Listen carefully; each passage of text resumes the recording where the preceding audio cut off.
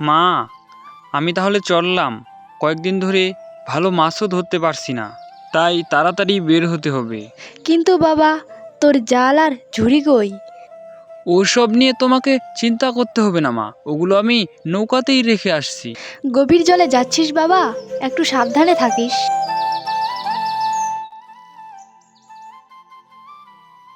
আজকাল ভালো আর বড় মাছের দেখাই মিলছে না। ভাবছি আজকে নৌকাটা নিয়ে অনেক গভীরে যাব, তাহলে যদি কিছু মাছের দেখা মেলে। আরে পলাশ নাকি? এত সকাল সকাল মাছ ধরতে বেরিয়ে যাচ্ছিস? এসব নদীতে এখন মাছ পাওয়া যায় নাকি? আর বলিস না, তুই তো জমিদারের বাসায় নতুন করে কাজ শুরু করে বেঁচেই গেছিস। আজকাল নদীতে তেমন মাছ নেই, তাই একটু সকাল সকাল যাচ্ছি। ঠিক আছে, যা, ভালো করে মাছ ধরিস। তোকেও তো বললাম এসব জেলের কাজ বাদ দিয়ে জমিদারের কাছে লেগে পড়। মাস শেষে ভালোই মাইনে পাওয়া যায়। না, আমার বাবাও জেলে ছিলেন, আর তার বাবাও এই জেলের কাজ করেই সংসার চালাতেন। অন্যের বাড়িতে কাজ করতে পারবো না, নিজের কাজ নিজেই করব। আমার মাছ ধরতেই ভালো লাগে। যা ভালো মনে করিস, আমার বলার ছিল তাই বললাম। এখন আমি গেলাম। শখ কত, বাপ জেলে ছিল বলে সেও এখন জেলে হয়ে দিন কাটাবে। দেখব কদিন যায় এসব। আমারই বা কি করার আছে? জমিদার বাবু কি আমাকে এমনি এমনি মাইনে দেয়? মাঝে মাঝে একটু ভুল হলে কত বকাঝোকা দেয়। সেজন্য তো পলাশকে দেখে মাঝে মাঝে হিংসে হয়। মোটামুটি অনেক গভীরে চলে এসেছি, এর আগে তো এত গভীরে আসিনি। দেখি এখন যদি ভালো কিছু মাছ ধরতে পারি। বেলা বাড়তে থাকে। পলাশও অন্যবারের তুলনায় ভালোই কিছু মাছ ধরতে পারে। গভীরে আসা সার্থক হয়েছে, অর্ধেক বেলার মধ্যে অনেক মাছ ধরে ফেলেছি। এভাবেই নদীর গভীরে এসেই মাছ ধরতে হবে। এত গভীরে নৌকা ডুবে যাওয়ার ভয় আছে, কিন্তু ভালো মাছ পাওয়া যাচ্ছে। যাই, এগুলো আবার বাজারে বিক্রি করতে হবে। মা, আমি ফিরে এসেছি, তাড়াতাড়ি গিয়ে। আজ ভালোই হয়েছে, অনেক মাছ ধরতে পেরেছি।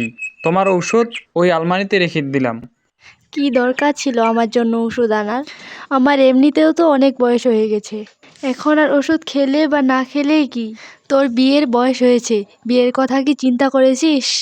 কি যে বলছো মা, আমি যে মাছ ধরে বিক্রি করে যে টাকা রোজগার করি, তাতে আমাদের দুজনের সংসার কোনো মতো চলতেছে। এর মাঝখানে যদি আরেকজন আসে সংসারে। তাই বলে কি বিয়ে করবি না? তোর বয়সের সবারই বিয়ে হয়ে গেছে, কয়েকজনের তো সন্তানও হয়ে গেছে। এবার তো তোকে বিয়ে করতেই হবে। আমার পেছনে ওষুধ কিনে টাকা খরচ করার দরকার নেই বাবা। এইভাবে খরচ না করে কিছু টাকা জমা। ঠিক আছে মা, তুমি যেমনটাই বলবে আমি ঠিক তেমনটাই করব। তবে আমাকে কিছুদিন সময় দাও, আমার হাতে কিছু টাকা পয়সা নেই। কয়েকদিন ভালো করে মাছ ধরি, কিছু টাকা পয়সা হাতে আসুক, তারপর বিয়ের কথা চিন্তা করব। আজ নদীর গভীরে গিয়েছিলাম, তাই অনেক ভালো মাছ পেয়েছি। কাল ভাবছি আরেকটু গভীরে যাব, হয়তো আরও ভালো মাছ পাবো। ওই ভাঙাচোরা একটা নৌকা নিয়ে নদীরও তো গভীরে যাস না।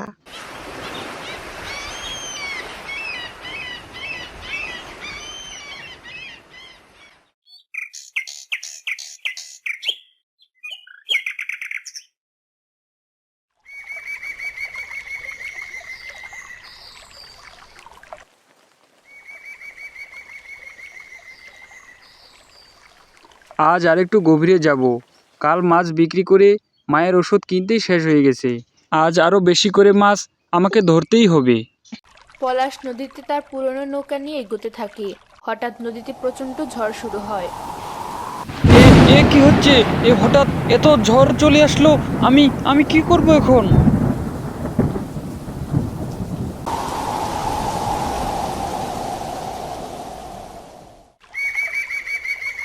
আশপাশটা একটু শান্ত হয়েছে, আশপাশটা দেখা যাচ্ছে, কিন্তু আমি কোথায় চলে এসেছি? আমার নৌকা কোন দ্বীপে আটকে আছে? এখানে তো সব কিছু সোনালি।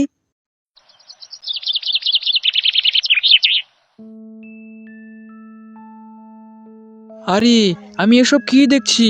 এ তো সব সোনার মনে হচ্ছে, কিন্তু নদীর মাঝখানে সোনার দ্বীপ কোত্থেকে এলো? কে তুমি? আর এই দ্বীপে কি করে এলে? তোমার সাহস তো কম নয়, আমার অনুমতি ছাড়া এদিকে ঘুরে বেড়াচ্ছ। ক্ষমা করবেন, তবে আমি এখানে ইচ্ছে করে আসিনি। এক ঝড়ের কবলে পড়ে আমার নৌকা এই দ্বীপে আটকে গেছে। আমি এখনই চলে যাচ্ছি। ঠিক আছে, আমি না বুঝেই তোমার উপর রাগ করছিলাম। তুমি এত সোনার জিনিসপত্র দেখেও কোনো কিছু নিয়ে যাচ্ছ না? না, এই দ্বীপের তো কোনো কিছুই আমার না। তবে আমি এসব কেন নিয়ে যাব? এই সব জিনিসপত্র তো আপনাদের। তোমার সততা দেখে আমি খুবই খুশি হয়েছি। আমাদের সোনার দ্বীপে লোকজনের খুবই অভাব। আমরা কয়েকজন পরি এখানে থাকি, তবে আমাদের একটা বিশ্বস্ত লোকের খুব প্রয়োজন, যে আমাদের ছোটখাটো দৈনন্দিন কিছু কাজ করে দিতে পারবে। তুমি কি এখানে রোজ একবার এসে আমাদেরকে কাজ করে দিবে? চিন্তা করো না, ভালো মাইনে দেবো আমি। ক্ষমা করবেন, তবে আমি নিজেও একজন জেলে, আর আমি মাছ ধরতে অনেক পছন্দ করি। অন্যের হয়ে কাজ করতে আমার মোটেও ভালো লাগে না, কারণ তাদেরও কোনো না কোনো অভিযোগ থাকেই। আমি বুঝতে পেরেছি। ঠিক আছে, তোমাকে এখানে কাজ করতে হবে না। তবে তুমি কি আমাদের সাহায্য করবে? আমি সাহায্য চাইছি তোমার কাছে। এ পর্যন্ত অনেক লোককে আমাদের এই সোনার দ্বীপে নিয়ে এসেছি, কিন্তু তারা এই দ্বীপের এত সোনা দেখে লোভ সামলাতে পারে না। কয়েকদিনের মধ্যেই কিছু না কিছু চুরি করতে শুরু করে। তোমাকে ভালো লেগেছে, এজন্যই তোমার কাছে সাহায্য চাইছি। একজন পরী আমার মতো সাধারণ মানুষের কাছে সাহায্য চাইছে, এই মুহূর্তে না করাটা ঠিক হবে না। তার চেয়ে বড় কথা, আমারও টাকার প্রয়োজন। মাকে ভালো ডাক্তারের কাছে চিকিৎসা করাতে টাকার প্রয়োজন, আবার বিয়ে করতেও অনেক টাকার প্রয়োজন। তাছাড়া বরং আমি হ্যাঁ বলে দেই। কি হলো? যদি আমাদেরকে সাহায্য করতে না চাও, তাতেও কোনো সমস্যা নেই, আমি তোমাকে আটকাবো না। না পরি, আমি চিন্তা করে দেখেছি, আপনার দ্বীপে আমার কাজ করতে কোনো আপত্তি নেই। এমনিতেও আমার টাকার খুব প্রয়োজন, আর কাজ করার বিনিময়ে যদি আমি কিছু টাকা পাই তাহলে তো কোনো সমস্যা নেই।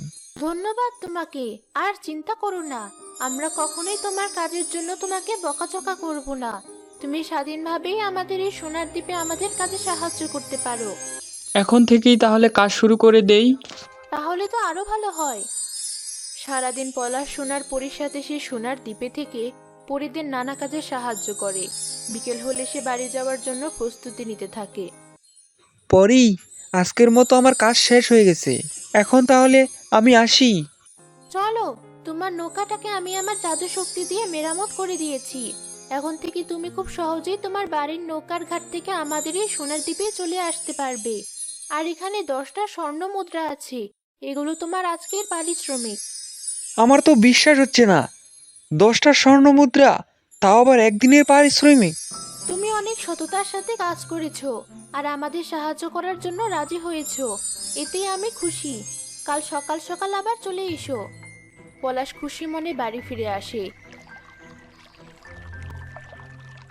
এভাবে কয়েক মাস ধরে সে সোনার দ্বীপে প্রতিদিন পরীদের কাজে সাহায্য করতে যেত, বিনিময়ে স্বর্ণমুদ্রা নিয়ে বাড়ি ফিরত। দেখতে দেখতে পলাশ বিশাল বড় বাড়ি কিনে জমি জমাও কিনতে শুরু করে। পলাশ কি এমন করছে যে হঠাৎ এত বড়লোক হয়ে যাচ্ছে? ওকে তো মাছ ধরে বাজারে বিক্রি করতেও দেখি না। ওর দিকে নজর রাখতে হবে। কি এমন জাদুর জিনিস পেলো যে সে এত তাড়াতাড়ি বড়লোক হয়ে যাচ্ছে? আমারও প্রয়োজন সেই জিনিসের। এভাবে জমিদারে বোকাঝোকা আর কতদিন খাবো? মা, সবকিছু ঠিকঠাক থাকলে পরের মাসে আমি বিয়েটা করে নিব। তুমি পারলে মেয়ে দেখতে থাকো। অবশেষে তুই বিয়ের জন্য রাজি হয়েছিস, আমি খুব খুশি হয়েছি। এখন তাহলে গেলাম, আমার আবার কাজের সময় পার হয়ে যাচ্ছে। রতন সেদিন পলাশের নৌকাতে লুকিয়ে উঠে পড়ে। পলাশ, তুমি এসেছো, ভালো করেছো। আজ খুব গুরুত্বপূর্ণ কিছু কাজে তোমার সাহায্য প্রয়োজন, এক্ষুনি চলো।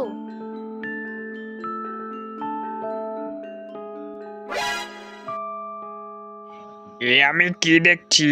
এ তো সোনার দ্বীপ মনে হচ্ছে। যেখানে চোখ যাচ্ছে সেখানে সোনার জিনিসপত্র। পলাশ তাহলে এভাবেই ধনী হয়েছে। ও নিশ্চয়ই যত ইচ্ছে ততই সোনা নিয়ে যাচ্ছে। এখন আমিও এখান থেকে নিয়ে যাব। পলাশ একা একা ধনী হবে, এটা আমি কখনোই হতে দেব না। আমি ওর থেকে আরো বেশি সোনার রত্ন নিয়ে যাব। আমি বুঝতেই পেরেছিলাম আজ আমার সোনার দ্বীপে কোনো এক অজ্ঞাত লোকের প্রবেশ হয়েছে, আর এখন প্রমাণ পেয়ে গেলাম। রতন, তুই এখানে কি করে আসলি? তোমার সাহস তো কম নয়। তুমি এভাবে আমার দ্বীপে এসে কোনো অনুমতি ছাড়াই চুরি করার চিন্তা ভাবনা করছো। এক্ষুনি আমি তোমাকে শাস্তি দিয়ে সারা জীবনের মতো এই সোনার দ্বীপে বন্দি করে রাখবো। না না না, আমাকে ক্ষমা করে দিন। আমি লোভে পড়ে কোনটা সঠিক কোনটা ভুল ভুলে গিয়েছিলাম। পলাশ ভাই আমার, আমাকে বাঁচা। সোনার পরী, আমার বন্ধুকে আরেকটা সুযোগ দিয়ে দেখুন। ও না হয় ভুল করেছে, তাই জন্য সারা জীবনের জন্য ওকে বন্দি করে রাখবেন না। ঠিক আছে, তোমার বন্ধু যেহেতু, এজন্য আমি তাকে ছেড়ে দিচ্ছি। তবে আর কখনোই এমন অসৎ কাজ করো না। আমার ভুল হয়েছে, আমি আর কখনোই এমন করব না। এমনকি আমি কখনো এই দ্বীপেও আসবো না। রতনের অসৎ কাজের জন্য পরী তাদেরকে সোনার দ্বীপ থেকে তাড়িয়ে দেয়।